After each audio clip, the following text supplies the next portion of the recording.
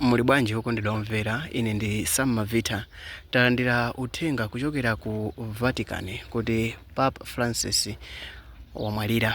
Iyeyo anatenga udindo mu chaka cha 2013 kuchokera kwa Benedicto wa 16th mu chaka amene analamulira Catholic kuchokera mu chaka cha 2005 kulekeza mu chaka cha 2013.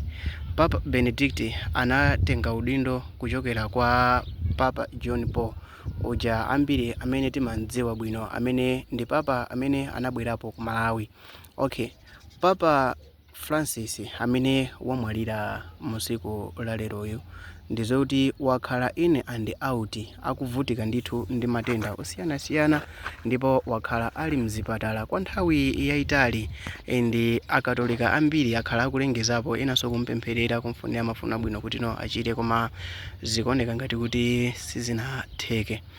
Mama wa siku la lero Papa John Paul walengezedwa kuti wamwalira. Izi zalengezedwa kuchokera komwe ku Vatican kuzera mu video imene Catholic atulusa. Iyeyo wakhala akuvutika ndithu, ndipo pa nthawi imene though ankavutika kutero sanachite resign, koma anapitirirabe kugwira ntchito yoyendesa mpingo umenewo, mpingo wa Katolika. Anapitirirabe kugwira ntchito imene mapapa onse amagwira. Papa Francis ndi mmodzi mwa mapapa amene ntchito yawo imene anagwira pa dziko lapansi ndionekeratu, koma nkhani ndi yakuti tizamkumbukira bwanji. Ndili ndi video imene ndikulemba panopa, imene ndikufuna ndikuoneseni moyo wa Papa Francis kuchokera koyamba kwa moyo wake, kubadwa kwake, kukula kwake, kufikira mu nthawi imene wamwalira.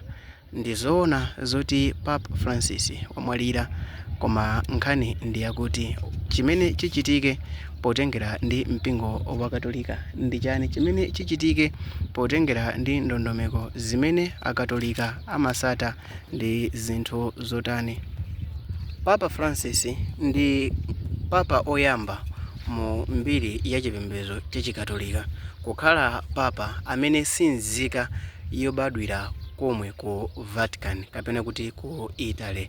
Iyeyo anali ochokera ku Latin America kapena kuti maiko aku America amene sali mu United States of America koma amayankhula chi Latin, koma zambiri za iyeyo anapangira ku Italy zimene zinamweka ndithu pa ndandanda komanso pa listi ya anthu ovomerezeka kukhala nawo mapapa.